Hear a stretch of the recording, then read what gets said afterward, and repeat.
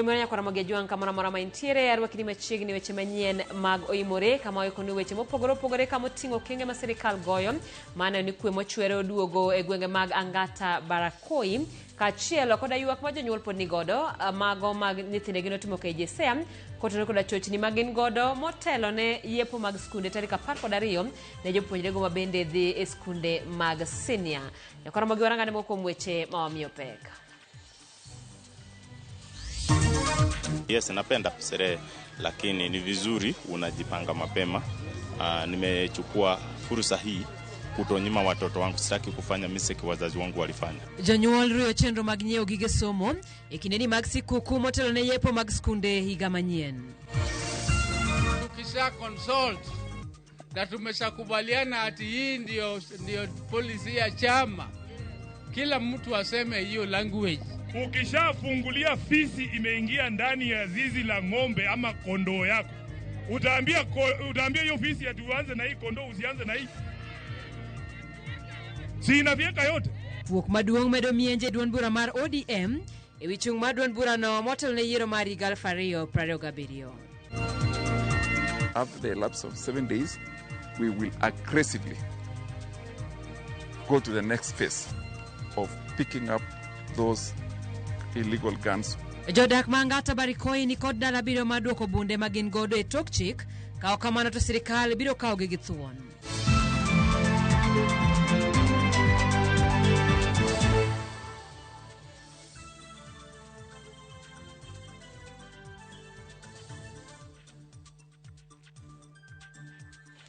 Yakora mwekeka pile yudwa ena bamarote machuok aria dek auchel nono kao kamano wantire mbui mag oganda achiel kachiel wantire Facebook, YouTube bende yudwa mbui mar X kachiel koda mbui mar TikTok kod Instagram. Nyinga Simfrozo Kinda, jaloko marwa en Belinda Phillips. Kawachako en jatend migao mar somo Julius Ogamba oyini chenro mar keto jopuonjre skunde mag senior school obedo gi achiedh nade kendo sani jopuonjre nigi thuolo mar chwalo kwayo mar timo lokruok mar skul. Ogamba olose gwenge ma Shanzu e kaunti ma Mombasa ikine mano yawa yanga skunde sekondar ma Shanzu e finya kidini gi ler. Odiechieng' mokwongo ma jopuonjre manoyudo duoko mekgi mag penj KJSEA kod skunde moketgi mag senior cholo ywak margi ne ten migao mar somo matimo lokruok. Chenro maketo jopuonjre skunde magidhi chake somb grade mar 10 nobedo kod achiedh nade ka moko kuom jopuonjre oywago ketogi e skunde mane ok giyiero. Chenro no kata kamano obedo gi ng'ikruok kaluwore gi kwan mamalo mar jogo ma oro kwayo. Winjo bed ni ging'iyowa kaka jonyuol ni nyathi winjo bed ni ikonyo e points ne moyudo. Ma de bed kata ni 844 machon. Nyathi ni do luong kanga, ma nyathi ma do luong orero. Nyathi ma do wat agoro sari, ati luonge skunde moko mok make sense. Okwaneno maber kaka jonyuol ato loko gini be makoro tek kia portal, jonyuol moko be okosomo, kakidwa manyo portal be kia, online be opong mok bi, koro wakia ni wadwa timo nang'o. Koro education omany kaka dwa konyo nyithindo yud sikul maber ma ginyalo dhi somo. Nyara nyocha timo penj Victoria Primary. To luonge skul makia be pok na winjo be ok na ndiko. To nyara to kadho. Skuni luongo ni Tombe na kia.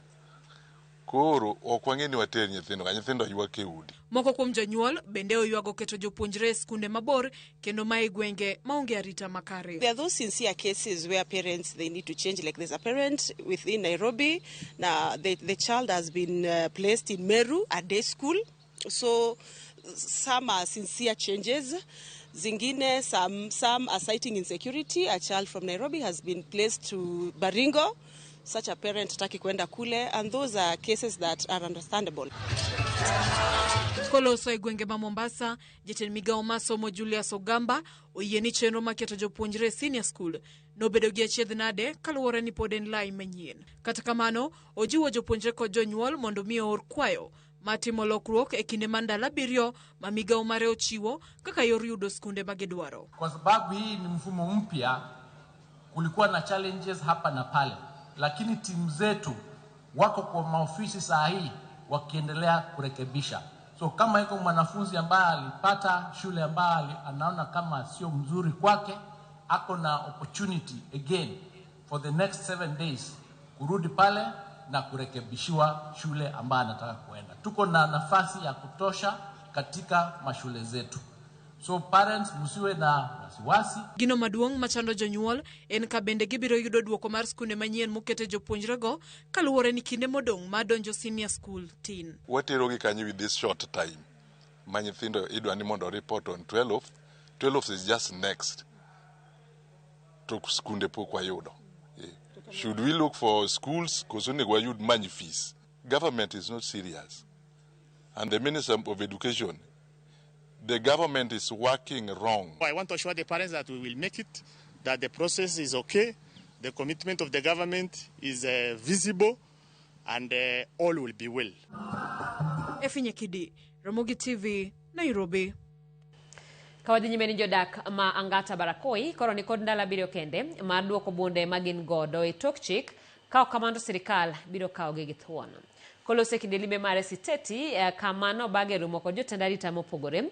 Jatend migawo mar arita Kipchumba Murkomen olero ni apedha dhi kare karo nyaka sani bunde maromo 5 oseduoki kosingo mar duoko kwe mochwere Transmara West kod South. Dalari tok sirikal goyo marufuku wuoth motino e alwora mar Transmara kendo chiko jodak makono mondo duok bunde magin gode tok chik. Jatend migawo mar arita Kipchumba Murkomen nolimo gweng'no kendo romo kod apisas mag arita e temo neno ni arita oridi e gwengego. Murkomen olano ni marufuku mar wuoth manyocho go moko kuom gwengego biro landore nyaka e gwenge mamoko kolero ni sirikal biro timo duto manyalore maneno ni kwe mochwere oduogo Transmara. We announced a curfew and I officially gazetted a 30-day curfew, dusk to dawn, to make sure that we stop the movement of these criminals who are attacking people around this area, particularly in the general area of Transmara, Kilgoris constituency. And we are going to now expand that to other areas as the operations progress. Nyaka sani bunde maromo 5 oseduoki ka okenge oseketi mana ni bunde modong' bende ogole lwet jopiny ka jopiny jiwo mondo chiwre duoko bundego. 1 G3 gun, 2 3 AK-47, 1 G3, 3 AK-47 and 1 homemade gun have been surrendered, and I have seen with about how many rounds of ammunition? I think 14. Yes, 14 rounds of ammunition for G3 have also been surrendered. So that progress has begun. 5 is just but basic number. We want to see from the intelligence report, this particular only area, sub-county, we suspect about nearly 100 guns are in this area. And so we know the target in every sub-county, and we'll make sure that we work to ensure that this issue is dealt with. Jalopoga imaro bila Eliud Lagat mano teno jatend migawo no e limbe mare osemo wang jopiny ma ok bi duoko bunde e thuolo mar ndalo 7 kolero ni gibiro tiyo gi teko e duoko bunde ma kamago. After the lapse of 7 days, we will aggressively go to the next phase of picking up those illegal guns within the public. So as Waziri has said, we want to tell the public and to tell those people who have the guns illegally, this is their best time to do so. 30th, come fast, we will do an operation that they will not like it, but at the end of the day, this particular area will be peaceful once and for all. Murkomen bende simo wang jotelo manyalo bedo ni siayo lweny makamago konyiso jopiny mondo bed motang' gi jotelo. I'm aware that this is now a politically charged season, and as we progress towards elections, the season continues to be politically charged. There are some politicians who, for lack of better policy and plans, they want to incite civilians to fight, either directly or using social media or using vernacular radio stations or other radio stations. I must say that we are going to go for all the inciters. They will be arrested. Some have already been arrested.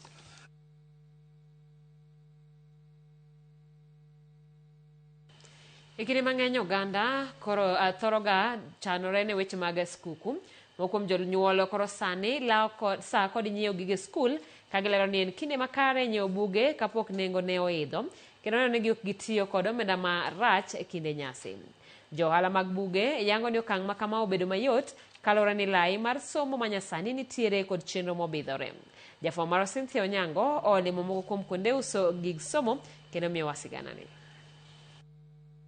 E kinde nyasi mar sikuku, oganda ohinyo pong'o magawa, dukni mag uso lewni kod mwandu mag nyasi.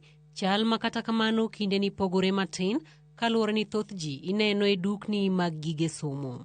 Stephen Odhiambo en achiel kuom jonyuol ma ochopo e dukani mar uso buge kendo wacho ni okang' mar nyiepo sani en mar neno ni oketo ikruok makare ne chenro mag somo mag nyithinde ma kaponi nyasi obedo mathoth to ngima nyithinde weche somo bedo e opara manyime kendo ok bed kod ng'ikruok moro amora. Kujipanga mapema ni vizuri, na watu huwa tunaenda sherehe tunasahau ya kwamba siku zinakuja. Hata kama tunasema kwamba ya kesho itakuja, tuache yes, uchumi iko mbaya, lakini ni vizuri kujipanga. Kwa saa hii mimi nimejinyima sherehe, kupiga sherehe. Yes, napenda sherehe, lakini ni vizuri unajipanga mapema. Nimechukua fursa hii kutonyima watoto wangu, sitaki kufanya mistake wazazi wangu walifanya. Gilero ni gie sani bende gitimo chenro mar chulo omenda mag somo ne nyithindo mondo gibed kod wich mokwe e kinde nyasi mar sikuku. Venye unaona unaenda unasherehekea na pengine unajipata mapeni imeisha kwa njia moja ama nyingine. So nimeonelea ni vizuri wewe umelipa kalo na umesha nunua vitabu, ushajiandaa. So mambo ya sherehe ikiingia wewe ushajipanga na mambo yako iko sawa. Ushalipa karo already na saa hii nakuja kujipanga na vitabu ndio nikianza sherehe zangu kesho. Pia nimewapanga kisherehe pia, lakini singetaka kuvuka kutumia kabla sija jipanga na mambo ya shule. An maina chiel kuom jonyuol mobiro nyiepo yango ni nyiewo gige somo e kinde nyasi mar sikuku kelo yot e ngima jonyuol kod nyithindo kendo duoko chien dhugruok mahinyo bedo sache au sikunde kod tiyo kod omenda mathoth mikelo kod dwaro mang'eny mar jonyuol. I think I decided to do this early to be the jam of the books. You know, after Christmas things will be a bit chaotic. Yeah, that is why I decided to do it this early. For me, early planning works better than last minute rush. Okang' makama en mar kelo yot e ngima jonyuol kendo neno ni nyithindo kobedo kod rem e kinde yao sikunde ka aluora mar nyasi bende jonyuol wacho ni dhi bedo mokwe kaluwore ni ma en yo makare mar neno jonyuol otiyo maber kod omenda. Si kwamba sitaserekea, lakini masomo ya watoto mbele, wasije wakanilaumu vile mimi nilikuja na jilaumu, ama nisione watoto wangu wakihangaika barabarani ya kwamba hawana vitabu, hawajaenda shule. Kama kwangu ina ngirimbao inaanguka chini kwa watoto, na kuna vitu kadhaa tu hatujahesabu, tumefanya tu kijumla, lakini tukipiga hesabu tutamalizia ka 60 kameenda. So ukiangalia unapata maisha sio vile watu wanafikiria, ni ya kwamba kujipanga. Wegohala ma uso gige somo wacho ni giseneno medruok mar jonyuol malimo dukni ka ginyiewo buge kod gige somo kendo lero ni chal ma kama okel kod bedo kod lai modimbore e chenro mar kit somo manyien mar CBE. The government and the booksellers, we had no clarity of how things are going to work. But at this time, I think things have been they are aligned. The KICD, at least they have put things in order. At least now we can coordinate with them. They find the books now. Because KICD, they recommend the books to be used for the CBE. And then they take them to the publishers print, and then we find the books available. Cynthia Onyango, Ramogi TV, Nairobi. Koro en fungruok ne jogedo manikod tiegruok to poko puodhi e kaunti ma Kisumu bang' kambi matayo gedo magute manengo gi ogonyore katiyo kanyakla gi piny owacho mamalo chako chenro mar chiwo negi obok ma puodhogi mar tiyo tijgi. Ma timore kinde mar rawere kod mine e kaunti ma Kisumu ochiwo puoch gi pak ne sirikand Kenya Kwanza kuom loso negi thuolo mag tije kokalo kuom gedo mar ute manengo gi ogonyore. Video keyo negi ler. En chenro makoro kelo konyruok ne jolony e sekta mar gedo e kaunti ma Kisumu. Chenro mar gedo mag ute mane ogonyore ma itayo kod sirikal. Chenro ne osendik e tich jotije mohew 1,200 man kod lony to kata kamano pok nopuodh gima tawo chenro mar gedo ka koro ni tok konyruok olor. Bang' sirikal katiyo kanyakla gi kar tiegruok mar Kisumu National Polytechnic chiwo thuolo ne jogedo go mar yudo puodhruok makama. As Kisumu National Polytechnic, we have certified a total of 129 certified RPLs, and we have given them certificates. Currently, we're in the process of having the third cohort. And in this third cohort, at this particular site, we have identified a total of 256 candidates who are skilled and they don't have certificates. We have already done the screening process, and towards the end of this particular year, we will be calling and we'll be assessing them. Jotije gi odwoko erokamano ne jatend piny Kenya William Ruto kuom kawo okang' mar kelo chenro makama ma onywando nyaka joma mine mawacho ni chenro ni ogologi e kwecho kendo sani ginyalo pidho familia maggi. Adwoko ne rais marwa erokamano kuom kelo project ni, omiyo wanyalo chiemo kata kok wakwayo ng'ato kaka wajoma mine. Omiyo wan kwayo marwa kaka jo Kisumu wakwayo bwana rais ni ka Nyasaye oyie mochako donjo 2027 kaka odhi donjo ni omedwa affordable kendo mondo omi wayud kaka wanyalo yudo our daily bread. Rawere ma bende oyudo thuolo matie sekta ni mar gedo bende opo chendo ni magiwacho ni osechiwo negi thuolo mar nwang'o yuto maggi kendo duoko piny njore ma osebedo ka otimonewa e kaunti no. Program ni osekonyowa nikech koro miyo wayudo tich mayot mok wadhi kuonde mabocho kwatieko skul to wan gi kuonde ma wanyalo hustle, wanyalo chulo our bills kata kok wakwayo ng'ato. Weche mag insecurity orumo Kisumu. Nikech ang'o, vijende oyudo kama giwuok gokinyi ka gidhiye karomo odhiambo ng'ato oseloso gimoloso. Kibiro ka on Saturday, ibiro yudo kochumi dhi maber Kisumu ka sawa nikech ichulowa every Saturday. To kochulwa iyudo ka joma no okawo gik moko kucho dhi chulo, joma nigi school fees bende dhi chulo, koro wadak e ngima maber. Nyaka sani jata chenro ni Jared Buoga oyango ni 60% mag utegi osechak ng'iewo kawo ji oganda mondo mi or kwayo mar ng'iewo utegi kokalo mbui mar Boma Yangu kaka yor neno ni gidak achana e kinde mabiro. The channel is Boma Yangu platform or through the USSD 834 hash. It is *834 hash. Yes, so once you have logged in there, you register with 200 shillings. Then the rest of the prompts will be given once you are on that platform. Chenro ni mar gedo mar ute mane ogonyore e kaunti ma Kisumu biro neno ni oger ute maromo 2,384 e nengo mar $5.8. Lydia Okeyo, Ramogi TV, Nairobi. E weche mag siasa en fuok maduong' medo mienje duond bura mar ODM e wichung' mar duond bura no ne yiero maduong' mar 2027. Ogai mar ODM Oburu Oginga koro chwalo paro mar keto lalruok manyien e kind ODM gi UDA ma otele gi jatend piny William Ruto motelo ne yiero mar 2027. Ka jagoro maduong' mar ODM Edwin Sifuna to kwedo paro makamano. Jafwambo mar Eric Owenga ni kod ler mathoth. E seche ma odong' mana dweche 18 kende to ibago yiero maduong' e thuru ka duond buche madito pacho ka dhi nyime gi keto ikruok ka gibiro tiyo mar kawo loch. E wi mano, ogai mar ODM Laktar Oburu Oginga sundo paro mano ni e yiero ma higa 2027 duond burano nyaka bed kod lalruok matut mar chopo dwaro makamano. Lakini hiyo serikali hatukupigia kura. Serikali ile ambayo sisi tutapigia kura, ambayo tutakuwa ndani, itakuwa ni a negotiated arrangement na ODM iwe na nguvu kama chama. Sisi hatuwezi kusema one term, two term, hiyo sio kazi yetu. Kazi yetu ni kuimarisha chama yetu. Paro mar Oburu no kata kamano oyudo kwet mokalo kuom jagoro maduong' mar ODM Edwin Sifuna momako chung' motegno ni jatend piny William Ruto onego bed godo mabor ka koko. Hao ambao wanazungumza wangoje uamuzi ufanywe na wanachama ndio wakuje kutuambia. Ukishafungulia fisi imeingia ndani ya zizi la ng'ombe ama kondoo yako, utaambia hiyo fisi ati uanze na hii kondoo usianze na hii? Si inavyeka yote? Nyinyi ndio wenye kufungulia UDA mlango ya nyuma, wameingia mpaka kwa bedroom. Muache kulialia, vile mliwafungulia muwafukuze. Laktar Oburu gi Sifuna ne ogwenyore paro kinde mane gitimo limbe e paro mosenindo mane en jaod bura machon ma Lugari Salas Jirongo e gwenge ma Lumakanda mane kaunti ma Kakamega. Mheshimiwa Oburu Oginga, I want you to succeed and I want you to avoid these people who tell you ati wewe utapeana direction peke yako.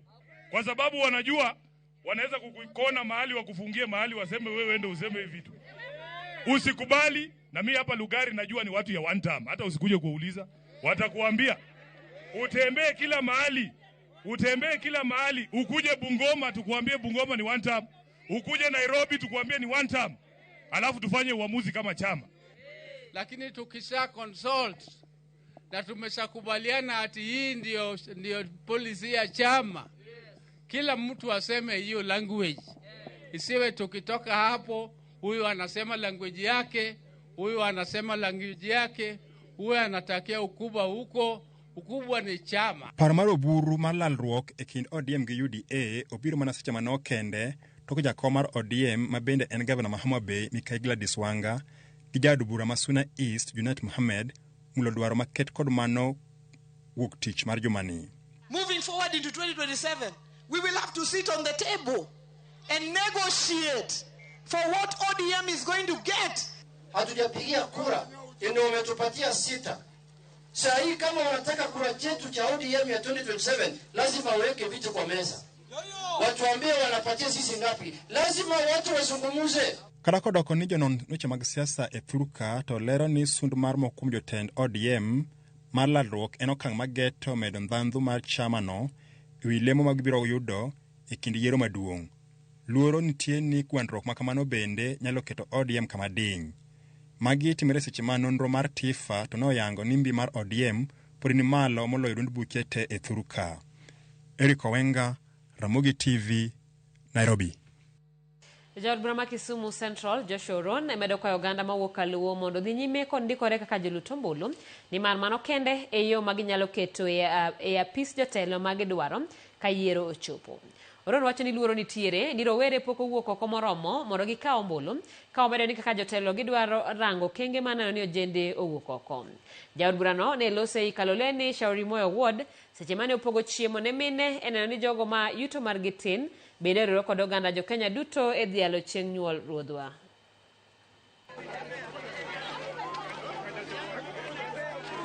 Sama na wuoyo gi mine ka be awacho ni okumba wa maduong' kata tong' wa maduong' en bedo gi kipande, en bedo gi kura. Adwa na wachi ni mondo wakony Dr. William Samoei Ruto bedo ke president mar ariyo. Anyalo paro nuni thurwa ka Luo Nyanza wan gi kura moingo 1.5 million mapok nyogo, mapok nyokaw. Mane target mwang'iyo mondo wakony William Samoei Ruto bedo president mar ariyo. Mondo wakony jowa miyiero oyier. Mondo wami jakura thuolo mar yiero ng'ama gidwaro. Watimo ma nikech wang'eyo ni chieng' en chieng' ma ji methe, chieng' ma ji mor. To mine maneno kage gimoko wang' kata mach ok noliel e utegi. Omiya organize aloso ni mama ka mama mondo mach oliel e ode. Kawadhi nyime ni riwruog jochiw thieth ma clinical officers e pachoka mano kuko ochaka yanga ng'anyo margi kawuono to krem piny owacho kod ten migawo mar thieth twak kodgi e wi yore mag teko kata tieko midhiero magikadhe. Ma biro tok chiwo notice mar ng'anyo mar ndalo 21. Karo kod jakom mar riwruogno Peterson Wachira onge dwoko moro amora ma giseyudo kata bang' chiwo notice mar ng'anyo kaachiel kuom dwachgi en medo kwan jochiw thieth ma clinical officers kod ndikogi e yo mogirore. Dwachgi maduong' en mondo piny owacho ten migawo mar thieth kaachiel kod riwruok mar governors ochuok kokgi e winjruok mane gichope gino mabiro kelo yot e tieko chandruok. Union. We gave a notice and explicitly we actually urged the government that they should be able to resolve within the 21 days, and that is why we gave 3 weeks. Or after 7 days of giving the notice, realizing they had not done anything, the county governments were supposed to employ more clinical officers as per the staffing norms and standards. From the current 8,000 that we have, according to the Ministry of Health documents, for us to be able to implement UHC, we require 24,000 clinical officers. And they were supposed to employ so that patients do not have to have the long waiting times. We do not have to misdiagnose them. We are asking these county governments, the COG, Honorable Duale, to just sign the CBA, implement the various return to work agreements with the various county government, and specifically in Nairobi, they have a hub is leadership. So we want to ask Governor Sakaja to intervene and ensure that what we agree today and sign, at least show goodwill. Out of 5 things, implement one. Sisi kama maafisa tabibu, kama vile nilisema jana, tuko tayari kusuruhisha matatizo yaliyopo wakati wowote ambao tutaitwa kwenye meza. Haiwezi chukua hata zaidi ya dakika 30 kumaliza matatizo ambayo yako. Nyakoromogi wakawa yueyo chenro en maro imore kara kamano kidhi mabora weche manyien moko pod waikoni.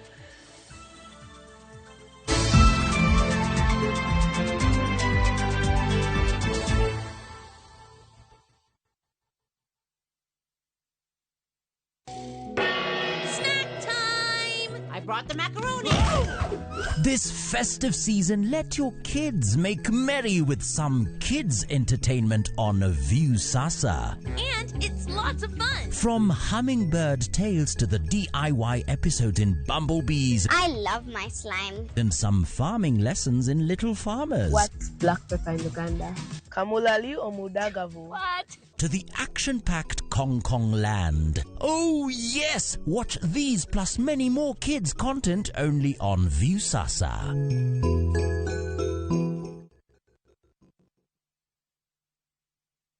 Teke na Wigo Boda. Chanua Jam, fika on time at the lowest charges in town. Va helmet and ride in style. Ni safi, ni safe, na ni easy kwa mfuko yako. Wigo, your trusted ride. Download the app now. Ama SMS Wigo to 20425. You'll fike right on time. Wigo, your trusted ride.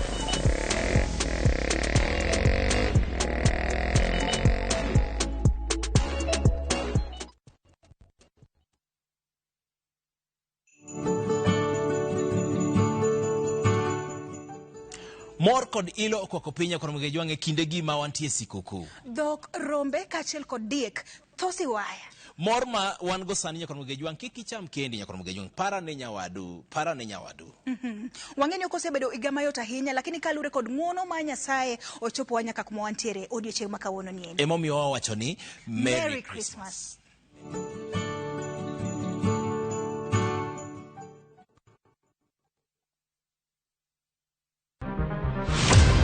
Chal mar pinywa en gima ichiko e mbaka ma wabedo godo kanyachiel. Okoripo bed ni warito Trevor nyaka issue obedie. Nikech leadership is not just felt in a crisis. Chakre wach yuto nyaka somo, wach telo nyaka ngima mapile. Jopiny dwaro vijana. Jopiny dwaro ni omiye strategy kaka ng'ani dok dala. Owe ponde toka gwam. Penjo madongo dwaro duoko makare. Wachiwo duol maduong' ahinya. Jotelo, jotim nonro kod jogo matemo kelo lokruok. Kitwa mokwongo number 1 en ng'iyo kaka warito kendo wakonyo jopiny. Omiyo ka joka dhi marach to nyaka koro wanyisgi. Dwarore ni wang'e, wapenjre penjo kendo wayud duoko.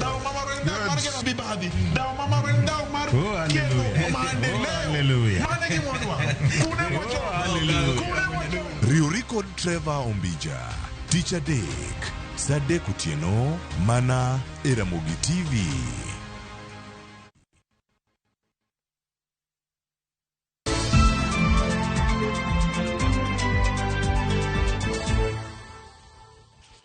Machiegni kendo duol mochung'ne wuoth makare pachoka mano NTSA komakore gi obila mag apaya dhi nyime gi timo pedha ya pendi mopogore pachoka maneno nyamburko mating'o jowuoth kod mag ji giwegi oluwore gi chike mag apaya e kindeni mag nyasi mag skuku kaachiel koda yawo higa. Chenro ni bende geto neno ni weg nyamburko luwo chike mag apaya kendo kawo ondamo mar kum ne derepe weg nyamburko kod oganda mamoko matiyo gi apaya e kindeni. NTSA ne otimo pedha ya apaya mawuok Homa Bay kochomo Katito maneno ni weg nyamburko luwo chike mag apaya kendo e kinde pedhano nyamburko buora mano yud ka weggi ketho chike mag apaya ne omaki. Our main objective is to ensure that there is safe passage of Kenyans in our roads to their various destinations. And what we are emphasizing here is that safe movement and, of course, detection of violations to ensure that the drivers, the motorists, the vehicles are in compliance, because it's only when they are complying that we have an assurance that we will realize safety. Road safety is a concerted effort. Nobody can do alone. It's not about the police, it's not about NTSA, it's about everybody. And for those who have defective vehicles, we are just asking them to just come through our roadblocks so that we can advise them on what to do. As the law enforcers and the regulator, we will do our part in terms of arresting, reminding, inconveniencing Kenyans to make sure that they are safe as they access our roads. But the other part, it is an individual responsibility, and we appeal to everybody to take their part in terms of ensuring that we become safer road users across board.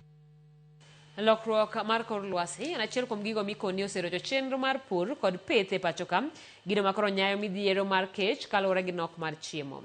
Kata kamano, jolony mag pur bende dhi nyime kod timo nonro mar yango kothe manyalo nyak maber kendo kedo gi tuoche kata kinde magoro.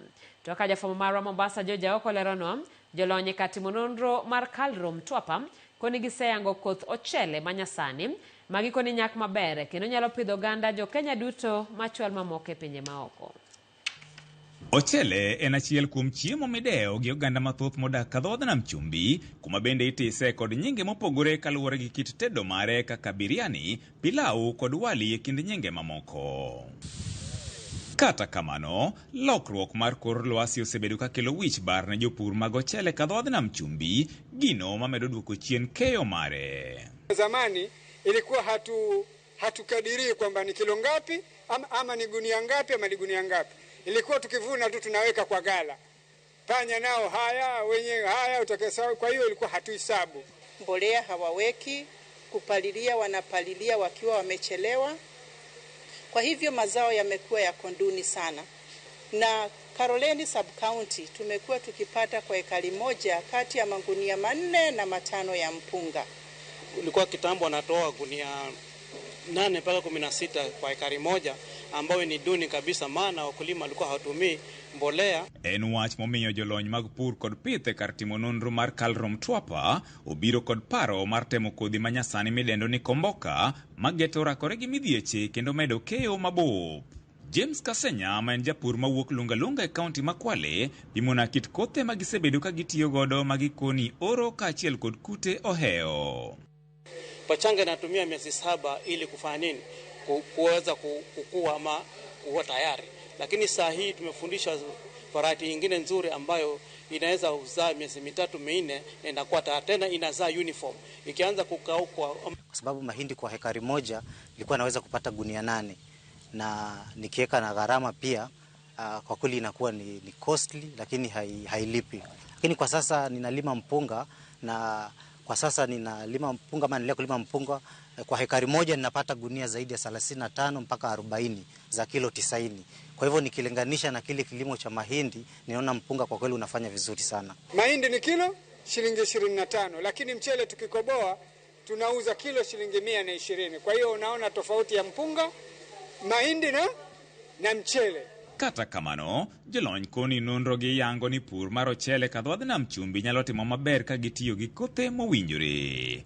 Ekari moja ya mpunga hapa Pwani, kulingana na utafiti wetu, yatoa magunia kama 35, na jumla ya gharama ambayo inatumika ni kitu kama 70,000 kwa ekari moja, lakini mapato ambayo yanatokana na hayo magunia 35 ni 1,000 karibu na 60.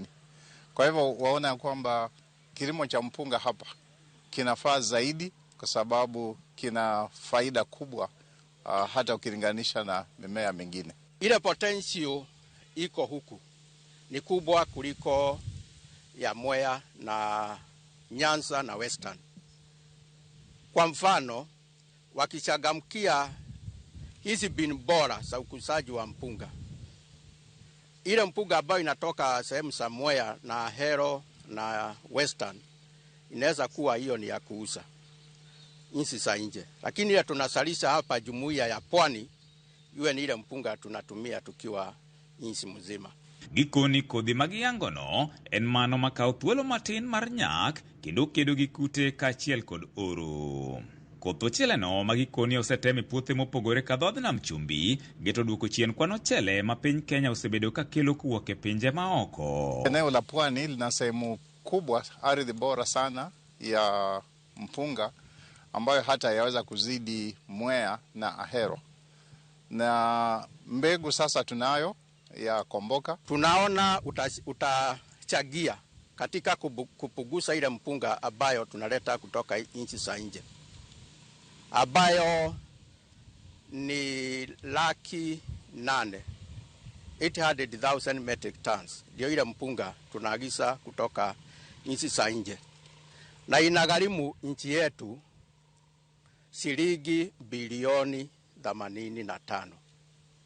Na hii ni pesa ambayo ingeingia kwa wakulima ama ingie kwa sekta zingine za uchumi kama mashule, mahospitali. Geno margi en ni jopur mapacho ka emasani koro kidek chwalo chele chirni maoko koponi gibiro chako pure lony manyien ka gitiyo kod kothe manyasani. Hata ikiwa hatutafikisha 54 bags kama watu wa Mwea wa Ahero, manake kilimo chetu cha mpunga kingi kitakuwa kiko rain fed. Angalau tuweze kufikisha kuanzia magunia 25 na kuendelea. Tunaenda kuhimiza wakulima kwamba watumie mbolea na wapige dawa na pia wapalie zao la mchele vizuri ili kuweza kuongeza mazao yao kutoka gunia 16 mpaka 54 ili waweze kupata chakula ya kutosha na pia pesa mfukoni waweze kufundisha watoto wao. Tulikuwa sana tunaangalia mambo ya mahindi, maybe cassava ndo tunapaipatiana seedlings, lakini sasa hivi kwa sababu tumeona hata hii Komboka inafanya vizuri ambao ni rice, nitahakikisha kwamba katika budget zile ambao tunaweka kupitia kwa county government at least tuwe tunaweka budget ya kuwekea mbegu ya kununua hizi mbegu za rice na kugawanyia wakulima wale ambao wanafanya hii. Kulingana na shamba langu ambalo lilikuwa nalima zamani ilikuwa ni heka moja, lakini kulingana na haya mafundisho niliyopata itabidi niongeze heka ya pili na mafanikio zaidi ya huo mpunga ambao nitakaopata kulingana na mafundisho haya niliyopata. George Aoko, Ramogi TV, Mombasa. Ohala mar kano ringre jomotho en gino ma ji manok osedonje ka jomoko to oluore kalore kod chal mar tich mitimo kanyo. Kata kamano bang' bedo e klas achiel kuom higni mohewo adek kendo wito joheragi odiochieng' achiel, wakeini ariyo magen Priska Duro kod Judith Adala nowinjore machako kar kano ringre jomotho motis same day classmates funeral parlor e kar chung' od bura ma Ugenya. Jafwambo marwa Steve Bikono olimo kar kano ringre no kendo losona lipot mayango gimomiyo wakeini go nomiye nying mar same day classmates. Ondamo manok iwuok e boma ma Ugunja. Wadonjo same day classmates funeral parlor e kar chung' od bura ma Ugenya. Ma en kar kano ringre Maumbe Olak mararie kaunti ma Siaya kod alwora mare kaluwore kod yo magiritogo ringre joma otho. Judith Adala kod nyawadgi Priska Duro magin weg kar kano ringre ni duto noriwo klase kar tiegruok mar nursing e boma ma Kisumu e higa 1984. Same day ne wachako gi partner na mane osiepna to ne wan kode school. We were in the same college.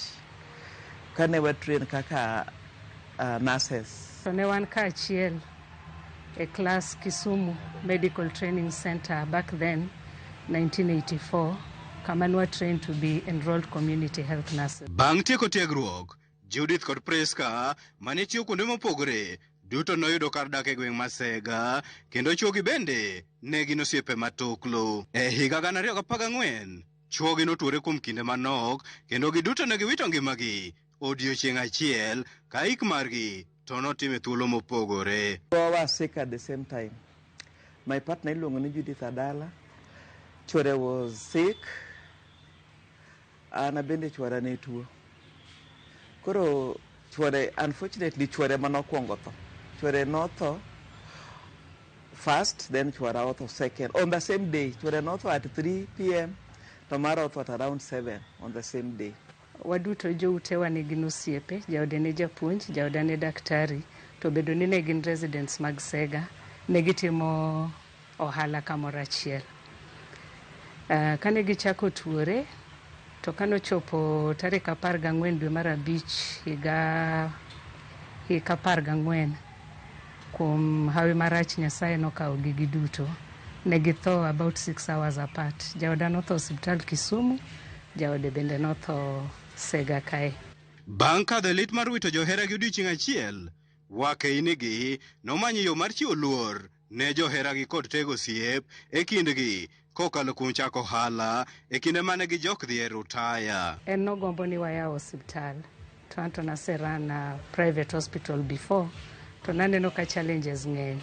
Koro nwa suggest, why don't we go a step further? Wawere go osiptal, wayaw funeral home. Ema idea mar yawo mochari ni came up. Koro nwaluonge ni same day kwa parogo joutewa manotho odiochieng' achiel. Classmates kaka ne wan jo class achiel KMTC Kisumu.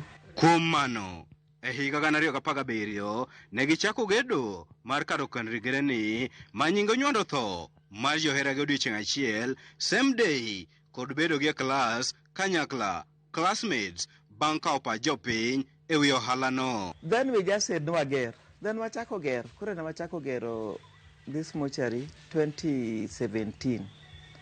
So again 2017 towards the end, up on wachake October 2017, after the death of our husbands, which we've been treating very well. We've not, so far, the little challenges mostly bedgodo, judibo wacho, but so far, pokwaneno gimo the marach nikech bodies wase treat maber, weg bodies ka bodies kamor, wabende wa kawa mor. E alwora mar karo kano ringreni, ohala mamoko bende omako mach, kaka mano mar uso maua, lewni kod sanduge mag joma otho e kind ohala mamoko. Gino mage wacho ni osereso chumi mar gweng' moluoro kae. We supply 2 types of maua. One gi maribon kendo one gi fresh flowers. To maribon ema dhi ahinya nikech mar fresh flowers e ji okohero nikech en expensive. Nashona nguo za wamwenda zake, nashona suti, nashona dresi za wamama za wamwenda zake, alafu nashonea na watu wazima, nashona na uniform za watoto ya shule. Kata odoko ni ne gin kod luoro e wi ohalano e gwengi, jodak Masega wacho ni ngima oselokore kendo arita kwe bende oridore kono. Kane pok ochake kuonde alwora ne bungu, to nyaka chak same day bed ka ler nitiere kech gotieno stima liel, security officers bende patrol the gate kae nigero. Chon same day ka kane pok ochake ne kanta dak lor gotieno kala light bende onge. Mochari ni kech wan machiegni okonyo wan kech koro customers mang'eny ka gidonjo kanyo bende to wayudo gi yo maler. Priska kod Judith ni kod lek mar chako od thieth machiegni gi kar kano ringreni kaka achiel kuom yore mag bero lwasi mar thieth e kaunti ma Siaya kendo chugo thuolo mag tije ne rowere kod jolony e sekta mar thieth. Gik mwadwa medo, wadwa mondo wamed mana kar keno kod gik mwatiyo godo manyien nikech ing'eni nitie improvement. Koro wabe wamanyo ang'o manyien modonjo e tijwani manyalo konyowa mondo wa compete joma moko.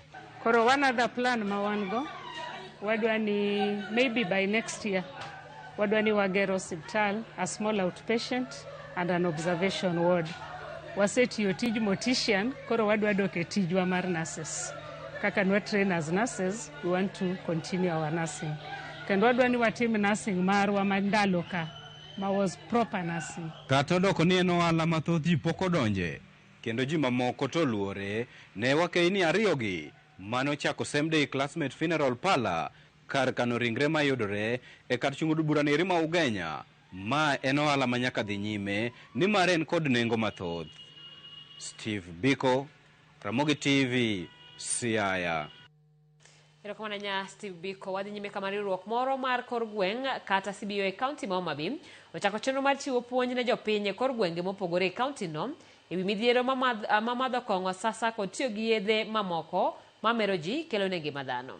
Mana ka jafwambo mar kaunti no Ali Abich lero, riwruogno dwaro mar neno ni oresi jogo mamadho kong'o osekelo negi pek e mieregi. riwruok mar koro gweng' ma ong'ere ni Tumaini Action CBO mani Kindu Bei ka chud bura makarachuonyo koro biro kod chenro mopogore mar chiwo puonj ne jopiny e wi midhiero ma madho kong'o asasa kod tiyo kod yedhe mamoko mamero ji mokalo tong' nyalo kelo ngima dhano. Gidwaro maneno ni jogo ma madho kong'o asasa maonge gima ginyalo timo e gwenge ma giwuoke oresi. Riwruogno ne obedo kod ng'wech mane otisi ni Kindu Bei Sobriety Half Marathon ma en achiel kuom riekni ma gitiyogo mar miyo jopiny puonj kaluwore kod midhiero ma madho kong'o asasa nyalo kelo negi. Jatatije mar riwruogno David Owuor wacho ni obiro kod chenro makamano kaluwore kod midhiero ma madho kong'o asasa ne okelo ne. Ngimana ne an e minyororo mag kong'o kuom higni 16 kochakore higa mar 2006. To chakre higa 2021 nayudo resruok kadhi Asumbi kotera Asumbi Treatment Center mane ayudo gimiluongo gi dho ngere ni gi dholuo ni hocho mano miyo awuok e minyororo ni. Koro nyaka are awuok Asumbi kuom higni 4.5 kawuono. Asebedo gi lek mar timo gimoro ne community kuma ae ma en Kindu Bei ka wanyalo timo gima nyalo reso oganda kendo vijende kendo joma nyiri matindo jo Kindu Bei duto te kata dhano ma wuok oko ma Kindu Bei e yo manade kaka ginyalo yudo gi konyruok koa kuom weche mag math. David wacho ni oge mag centers minyalo timie hocho kod chiwo puonj ne jogo ma madho kong'o asasa e kor gwenge en achiel kuom pek manitie ka dwaro mare en mondo mi sirikal komakore kod migepe mamoko mag piny owacho ogere kuonde minyalo timie hocho kod puonj ne joma madho kong'o asasa. En ni mondo mi wabed gi gimiluongo ni community rehabilitation center kata kar hocho manie gweng' manyalo konyo jok ma kama tiende ni koro thieth wakelo machiegni ma ji duto te nyalo yudo konyruok. Jo manie gweng', jo manie mieregi wanyalo chopo negi kendo wanyalo kelogi e center ma wawuonegi ma giyud thieth bila ma ambe na yudo. Midhiero mawuok kuom weche mag math en ni kong'o pogi gi gik mang'eny. Kong'o pogi gi familia, kong'o pogi gi dongruok. Willis Omulo jadak makarachuonyo ywago midhiero ma madho kong'o asasa ne okelo ne kapok ne olokore kendo weyo madho kong'o chuth ka okoni nitie rowere mathoth ma kong'o hinyo kendo dwaro nitie mondo mi oresgi. Machung' kae an achiel kuom jogo manene kong'o kod yedhe mamero ji nowito kendo kinyalo ng'iyo yier wiya no en wuoth masebedo ka wuotho ko an soba kendo achung' e dier jopiny kapuonjogi kanyisogi ni math kod tiyo kod yedhe mamero ji ok kony. Akwayo ni yudhe duto te ni mondo owere kendo owere kod weche mek math masasa. Jolony e weche mag hocho bende wacho ni tiyo kod yedhe mamero ji asasa kelo pek e ngima dhano ka gijiwo ber mar bedo kod kuondego eko minyalo time hocho ne jok makamago. Kech ka watiyo gi yedhegi to gimiyo pachwa ok ti maber. Ng'ama osetiyo gi yedhe mamero ji kuom higa mokalo 5 ok nyal ng'ado paro maber. Ok ginyal bedo gi famili nikech joutegi koro ok nyal dak kodgi e yo makare kendo gibedo gi shiga kata tabu kaka gi relate gi ji mamoko. There is change of the cultural values and also issues revolving around ethical and moral principles that have brought a lot of issues of moral decay and immoral practices in the families and also in the society as a whole. Alia Beach, Ramogi TV, Homa Bay. Jolupo e kaunti ma Siaya okwedo chenro mar piny owacho chano tiyo go mar choko osuru manyien mong'ere kaka Electronic Tax Invoice Management System kara e-TIMS. Jolupo go kokadho kuom tendgi kaunti no wacho ni okang' no kidek rocho chenro mag chudo kendo hinyo jolupo mabiro daro gi nyaka e pinje malibamba. Kane giloso romo mano bagi e boma ma Bondo, Daniel Odero ma en jakom mar lupo e kar The Wath ma Nyenye Missouri owacho ni thoth jolupo ok winje kendo ok oyango makare chenro mar choko osuru mar e-TIMS. Bende oyango ni nyaka sani jolupo pod chulo osuru mani malo kama oting'o chulo lesen, ng'iewo gige lupo to kod nengo mokethore mag chiro. Gikwayo piny owacho e kaunti ma Siaya mondo odonjre wachno kendo konygi e gayo medruok mar osuru e wi chenro mag lupo. Onge kaka jolupowa nyalo kalo e yoni ma system ma national government okelo mar e-TIMS. Nikech sama dilo biri bich jalupo pimore, samose pimore no onego bedne chule. Koro chuno ne nyaka jalupo issue invoice ni dealer eka dilo chule. Mama no edoka is a quite challenging ni jolupo mawa. Wan gi miluongo ni e-teams wakia nena ngo. To koro kwa penjo joka nikech ok gidwa chulo wani nyaka wadonji system gi mari e-team no to ginyiso wani e-team ni en yo moro ma sirikal okelo migolo go osuru. Midwaro go osuru moro kuomwa to wan kaka oganda ma jolupo gi osuru olowa. Ka gidwa introduce gimoro ta wakwayo ni mondo gi wabed kod gi piny mondo wabed gi miluongo ni public participation so that wabro understand gik miluongo ni e-teams ni clearly. Wan kaka jolupo waneno ka nitiere gik moko mosebedo ka hinyowa e lupo seriously. Kalure gi high taxation osemiyo kembe osedhi oko te ma wadong' mana gachiel. Achiel mwadong' go ni be is already ofundo odwagadhi. Onge kaka wabro control price mar rech kopo ni waonge kambi mora mora e Kenya ka. Nyakaramogi wachako ka yweyo machielo chenro en mar oimore. Aneno kanyo ka otomolo e mbui mar Facebook. Freddy Kotino wacho ni Sifuna respect our party leader ama utoke utengeneze your own party. Ugres wacho ni wan ne wavumilia Maraelo tho moko bedo rais koro gisani wan a broad base. Wilfred Oguta wacho na Mogi TV. Bad leadership in ODM is the problem. Mano otemar Brupi. Nyakaramogi wazi yweyo kikidhi mabor weche tuke ema wadugo godo.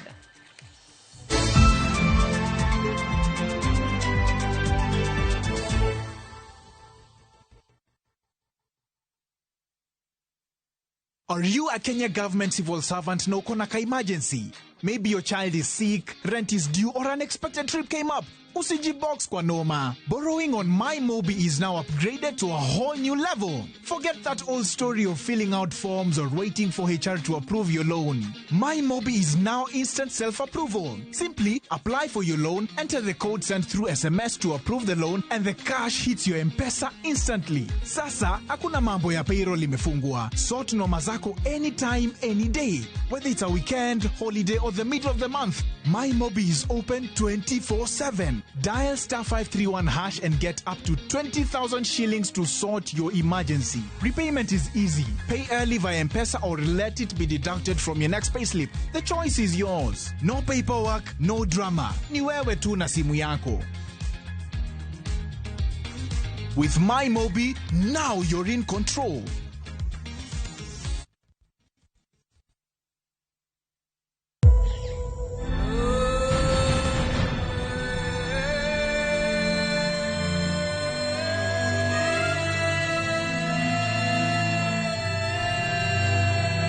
Kiharu, where education rises, development marches forward. And every new dawn writes a brighter story for the people. I think our MP needs to be told congratulations. Nimshukuru Mheshimiwa Dede Nyoro. Ningetaka kumshukuru Dede Nyoro. My name is Dede Nyoro, MP for Kiharu constituency, and I take this opportunity to wish all Kenyans a Merry Christmas and a Happy New Year 2026.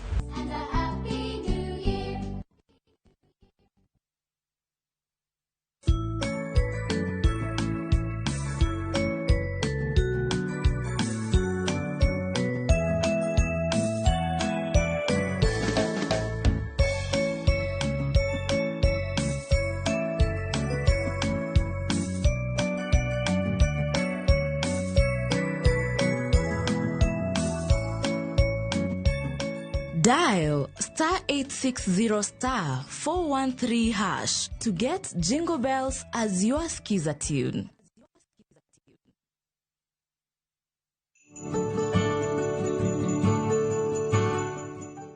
En kinde ma waparo e nyuol mar Ruodhwa Yesu Kristo, kindeno mar Christmas Nyakurom Gajwang' kwa paro hera ma Nyasaye no nyisowa kendo oro wuode ma Biderma mondo tho ne richo marwa. Miyo wan bende wabed ranyisi makare matin ma intiere godo pog gi nyawadu mondo waduto wamor kanyakla. Merry Christmas.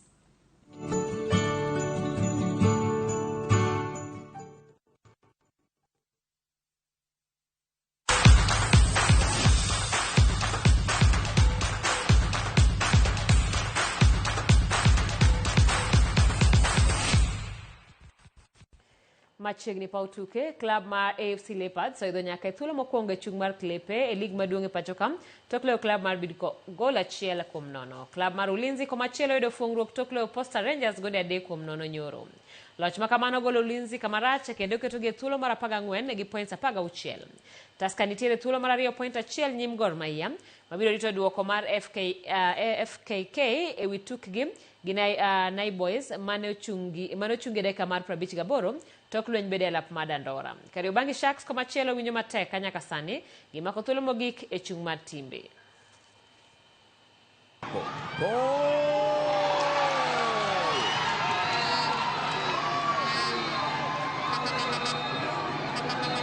Polo Koko Kambo aweka goli lake la pili kwa siku ya leo.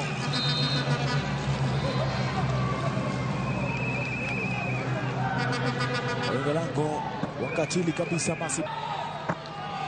Polo Koko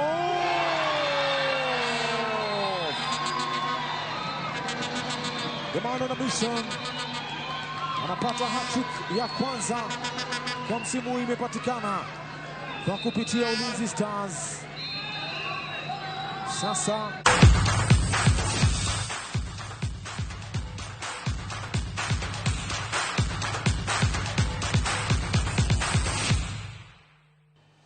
Nyakramogi watieko weche mag tuke kata kamano no kanyo ka tuke mane dhi nyime Nyambaga Conference League 2025-2026 finals mag odiochieng' makiny kaduoko makawuono en tugo manitiere kind Nyandemwa kod Tido owuok amodhi manono kod nono. Tsunami versus Matoso. Tsunami no yudo gol 1, Matoso no kowuok gi gol. Kobugo mane tugo gi Tido ne Tido loyo gol 1, kabende Orlando City gi Nyandango ne Orlando oyudo gol 1-0, kabende Ogaka versus Serena ne Ogaka owuok nono ka Serena ne oyudo gonde 2. Finals itugo odiochieng'no ero makinya Karamogi. Mano bende thuolo mane wan godo ne weche manyien mag midhiambo. Jaduong' Patrick Awange wacho oneno weche manyien kowuok Yenga. Ero kamano ahinya kuom kete e Ramogi TV. Greetings Okinda luoka e chulonwa news kendo amor kod ker marwa Laktar William Ruto kuom tich maber ka okalo e affordable housing. Ji mathoth osekonyore kendo pod konyore. Singapore, Israel. Secondly, pogruok mag ODM ok nenre makare. I support Dr. Oburu. We must negotiate with the government mondo wamed yudo dongruok. Ero kamano nyomano Shemutho mar DCI Nyakaramogi kwayo mondo mi ubed kod otieno maber ka Ruth chano warom kendo odiochieng' makiny weche manyien mag saa 1 kod mar saa 3. Ero kamano nyakom keto kuom neno ni chenro magwa ochopo kare. Nyinga Simfroz Okinda jaloko marwa en Belinda Phillips.